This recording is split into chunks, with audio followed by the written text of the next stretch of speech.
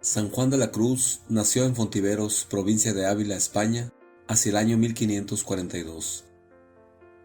Pasados algunos años en la Orden de los Carmelitas, fue, a instancias de Santa Teresa de Ávila, el primero que a partir de 1568 se declaró a favor de su reforma, por la que soportó innumerables sufrimientos y trabajos.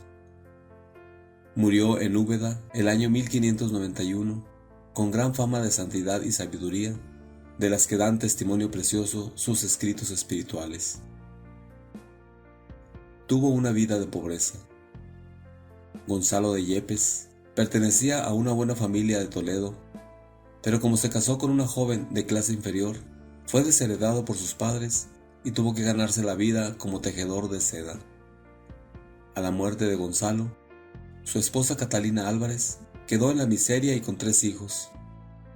Juan, que era el menor, asistió a una escuela de niños pobres en Medina del Campo y empezó a aprender el oficio de tejedor.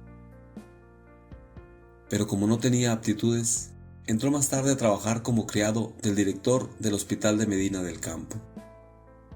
Así pasó 7 años. Al mismo tiempo que continuaba sus estudios en el colegio de los jesuitas, practicaba rudas mortificaciones corporales.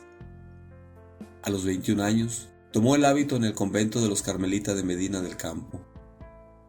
Su nombre de religión era Juan de San Matías. Después de hacer la profesión, pidió y obtuvo permiso para observar la regla original del Carmelo, sin hacer uso de las mitigaciones, permisos para relajar las reglas, que varios pontífices habían aprobado y eran entonces cosa común en todos los conventos. San Juan hubiese querido ser hermano lego, pero sus superiores no se lo permitieron. Tras haber hecho con éxito sus estudios de teología, fue ordenado sacerdote en 1567. Las gracias que recibió con el sacerdocio le encendieron en deseo de mayor retiro, de suerte que llegó a pensar en ingresar en la Cartuja. La celda de San Juan tenía unos 3 metros de largo por 2 de ancho.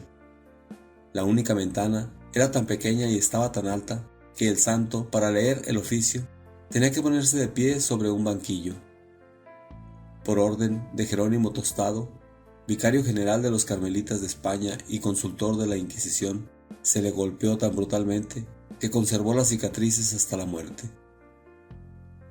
Lo que sufrió entonces San Juan coincide exactamente con las penas que describe Santa Teresa en la Sexta Morada: insultos, calumnias, dolores físicos, angustia espiritual y tentaciones de ceder.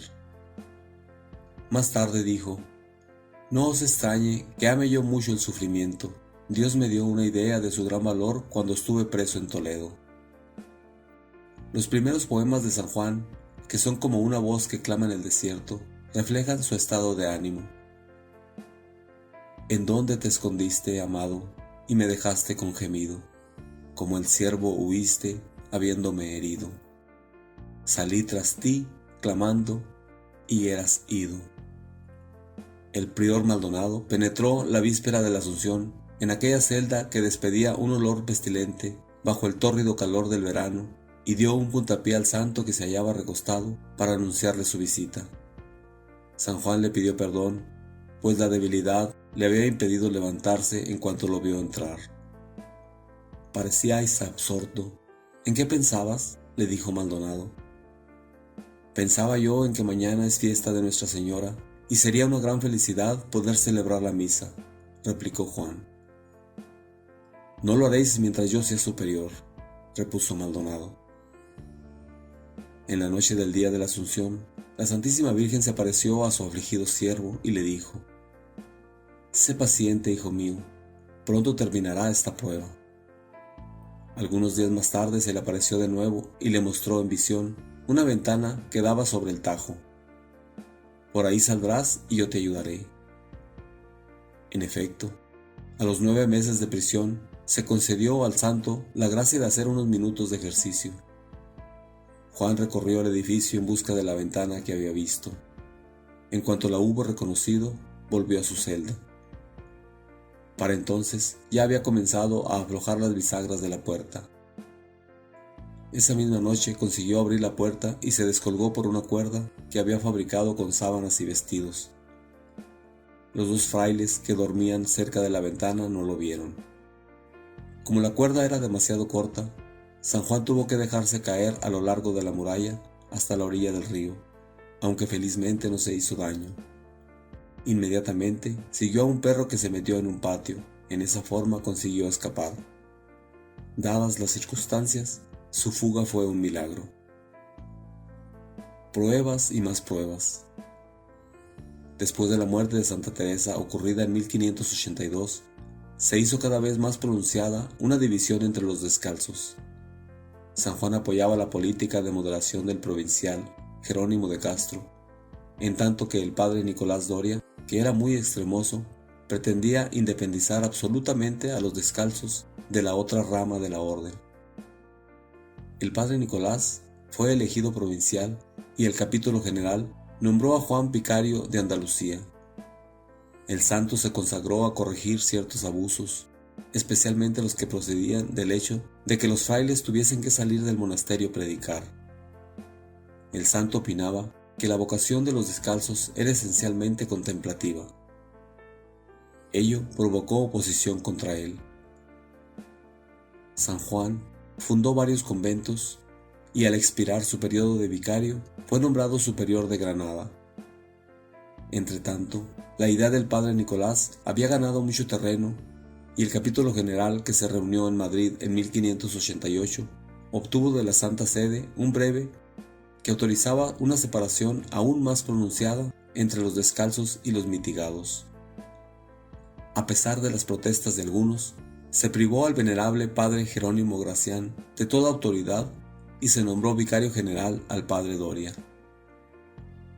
La provincia se dividió en 6 regiones, cada una de las cuales nombró a un consultor para ayudar al padre Gracián en el gobierno de la congregación. San Juan fue uno de los consultores. La innovación produjo grave descontento, sobre todo entre las religiosas. La venerable Ana de Jesús, que era entonces superiora del convento de Madrid, obtuvo de la Santa Sede un breve de confirmación de las constituciones, sin consultar el asunto con el vicario general. Finalmente, se llegó a un compromiso en ese asunto. Sin embargo, en el capítulo general de Pentecostés de 1591, San Juan habló en defensa del padre Gracián y de las religiosas. El padre Doria, que siempre había creído que el santo estaba aliado con sus enemigos, aprovechó la ocasión para privarle de todos sus cargos y le envió como simple fraile al remoto convento de la Peñuela. Ahí pasó San Juan algunos meses entregado a la meditación y la oración en las montañas, porque tengo menos materia de confesión cuando estoy entre las peñas que cuando estoy entre los hombres. Pero no todos estaban dispuestos a dejar en paz al santo, ni siquiera en aquel rincón perdido. Siendo vicario provincial, San Juan, durante la visita al convento de Sevilla, había llamado al orden a 2 frailes y había restringido sus licencias de salir a predicar. Por entonces, los 2 frailes se sometieron, pero un consultor de la congregación recorrió toda la provincia, tomando informes sobre la vida y conducta de San Juan, lanzando acusaciones contra él, afirmando que tenía pruebas suficientes para hacerle expulsar de la orden. Muchos de los frailes prefirieron seguir la corriente adversa a Juan que decir la verdad que hace justicia. Algunos llegaron hasta quemar sus cartas para no caer en desgracia. En medio de esa tempestad, San Juan cayó enfermo.